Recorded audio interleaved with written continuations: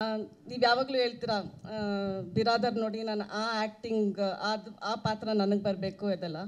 For a mass hero there is always an artist in him.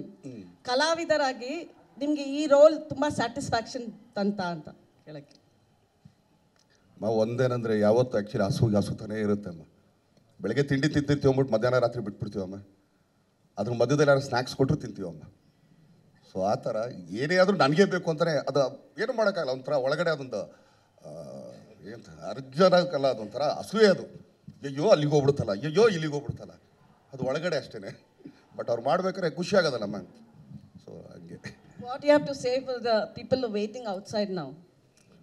ನಮ್ಮ ತಾತ ಮಾಡಿರೋದಮ್ಮ ಇದೆಲ್ಲ.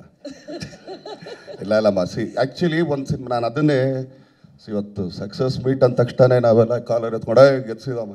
ಇಲ್ಲ ತಪ್ಪದು. ಏನಕ್ಕೆ ಸಿನಿಮಾ ಯಾರದೇ ಆಗಲಿ, ಅದು ದರ್ಶನ್ ಆಗ್ಬಾರ್ದು, ಇನ್ನೊಬ್ಬರು ಮತ್ತೊಂದು ಮಗದೊಂದು ಯಾವುದೇ ಆಗಲಿ, ಏನಕ್ಕೆ ಸಕ್ಸಸ್ ಕಾಯ್ತೀವಿ ಅಂತ ಅನ್ನೋದು ಒಂದೇ ಒಂದು ಉದಾಹರಣೆ ಕೊಟ್ಬಿಡ್ತೀನಿ. ಈಗ ನೀವು ಹೇಳ್ತಿದ್ರ Kaatera super duper, yes good, yeah of course. ಒಂದು ಸಿನಿಮಾ, ಕನ್ನಡ ಸಿನಿಮಾ ಸಕ್ಸಸ್ ಆದರೆ ಒಂದಷ್ಟು ಸಿನಿಮಾಗಳು ನಿಂತಿರುತ್ತೆ ಫೈನಾನ್ಷಿಯಲ್ ಇಲ್ದಂಗೆ. ಥಿಯೇಟ್ರಲ್ಲಿ ಒಂದು ವಾರ ಅವನ ಹತ್ರ ದುಡ್ಡು ಓಡಾಡುತ್ತೆ. ಅವ್ನು ಯಾರೋ ಒಂದು ಫ್ರೆಂಡ್ಗೆ ಹೇಳಿರ್ತಾನೆ, ತಡೆಯೋ ಈ ಸಿನಿಮಾ ಹೊಡೆದ್ರೆ ನೀನು ಕಾಸು ಕೊಡ್ತೀನಿ, ನೀನು ಸ್ವಲ್ಪ ಮುಗಿಸ್ಕೊಳ್ಳೋ ಅಂತೇಳಿ. ಇದಕ್ಕೆ ಸಕ್ಸಸ್ ಕಾಯೋದು ನಾವು ಅಷ್ಟೇ. ಸಕ್ಸಸ್ ಬಂದ ತಕ್ಷಣ ನಾವೇನೋ ನಮ್ಮ ರೆಮೆಂಡೇಷನಲ್ಲಿ ಏನೋ ಹೈಪ್ ಮಾಡಿಬಿಡ್ತೀವಿ. ನೋ, ಅದೇ ರೆಮೆಂಡೇಷನ್ನೇ. ಸಕ್ಸಸ್ ಬಂದ ತಕ್ಷಣ ಹಿಗ್ಬಾರ್ದು, ಇಲ್ಲ ಕುಗ್ಬಾರ್ದು. ಬಟ್ ಒಂದು ಸಕ್ಸಸ್ ಒಂದು ಇಂಡಸ್ಟ್ರಿನ ಮುಂದಕ್ಕೆ ಕರ್ಕೊಂಡು ಹೋಗೋದಕ್ಕಷ್ಟೇ ಕೇಳೋದು ನಾವುಗಳು. ಇದು ನಮ್ಮ ಕರ್ನಾಟಕ ಜನತೆ ಇವತ್ತು ಕೊಟ್ಟಿದ್ದಾರೆ. ಈಗ ನೋಡ್ರಿ ಆ್ಯಕ್ಚುಲಿ ಎಷ್ಟು ಸಿನಿಮಾಗಳು ಸ್ಟಾರ್ಟ್ ಆಗ್ತದೆ ಈಗ ಅಂತ. ಪಾಪ ಎಷ್ಟೊಂದು ಆ್ಯಕ್ಚುಲಿ ಫೈನಾನ್ಷಿಯಲಿ ನಿಂತಿರೋ ಸಿನಿಮಾಗಳು ಈಗ ಎದಳ್ಬೇಕದು. ಹಂಗೆ ಬಂದಾಗಲೇ ನಾವೆಲ್ಲ ಹೋಗ್ತಾ ಇರೋದು. ಅದಕ್ಕೆ it's not an one man show ಅಂತ ಹೇಳ್ತೀನಿ. Sir any time for Darshan sir. ಯಾಕಂದ್ರೆ ಅವ್ರ ಜೊತೆ 15-20 ಸಿನಿಮಾ ಮಾಡ್ಕೊಂಡೇ ಬಂದಿದ್ದೀನಿ, ಹೊಡ್ಸ್ಕೊಂಡೆ. ಇಂಡಸ್ಟ್ರಿಯಲ್ಲಿ ಜಾಸ್ತಿ ಹೊಡ್ಸ್ಕೊಂಡ್ರು ನಾನೇ ಸರ್ ಅವ್ರ ಜೊತೆ. ಅವ್ರು ಯಾವಾಗ ಹಂಗೆ ಹೇಳೋರು, ಆ ಪಿಕ್ಚರ್ ಹೀರೋಯಿನ್ ಕಣ್ಣು ಹಾಕಿದೆ ಅಲ್ಲಿ ಹೊಡೆದಿ ಅಂತಾನೆ ಈ ಪಿಕ್ಚರ್ ಮತ್ತೆ ಬಂದಿದೆಯಾ ಅನ್ನೋರು. ಸೊ ಹೀಗೆ ಓಂ ಪ್ರಕಾಶ್ ಜಾಸ್ತಿ ನಮ್ಮ ಕಾಂಬಿನೇಷನ್ ಹಾಕಿದ್ದಿದ್ದು.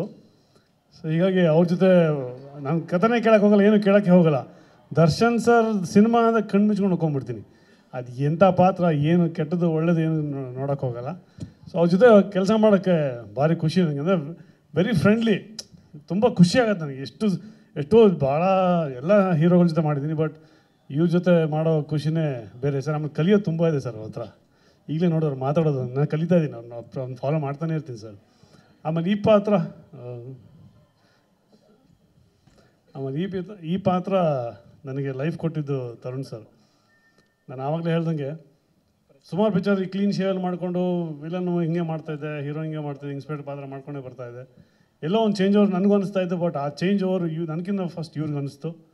ಸೊ ಫಸ್ಟ್ ನಾನು ಕರೆದಾಗ ಒಂದು ಇನ್ಸ್ಪೆಕ್ಟರ್ ಪಾತ್ರನೂ ಇದೆ, ಒಂದು ಈ ಥರ ನೆಗೆಟಿವ್ ಶೇಡ್ ಪಾತ್ರನೂ ಇದೆ. ಯಾವ್ದು ಮಾಡ್ತೀನಿ ಅಂತ ಅವ್ರು ಆಪ್ಷನ್ ಕೊಟ್ಟರು. ಬಟ್ ನೀವೇ ಡಿಸೈಡ್ ಮಾಡಿ ಅಂದರೆ ಅವ್ರು ನೀವು ಇದನ್ನೇ ಮಾಡು ಅಂತಂದರು. ಸೊ ಅದನ್ನ ವೆಯ್ಟ್ ಮಾಡಿ 1.5 ವರ್ಷ ಆ ಗೆಟಪ್ನ ವರ್ಕೌಟ್ ಮಾಡಿ ಮಾಡಿಸಿದ್ರು. ನಾನೇನು ಮಾಡಿಲ್ಲ, ಅವರು ಮಾಡಿಸಿದ್ರು. ಸೊ ಅದು ಖುಷಿ ಇದೆ ಸರ್.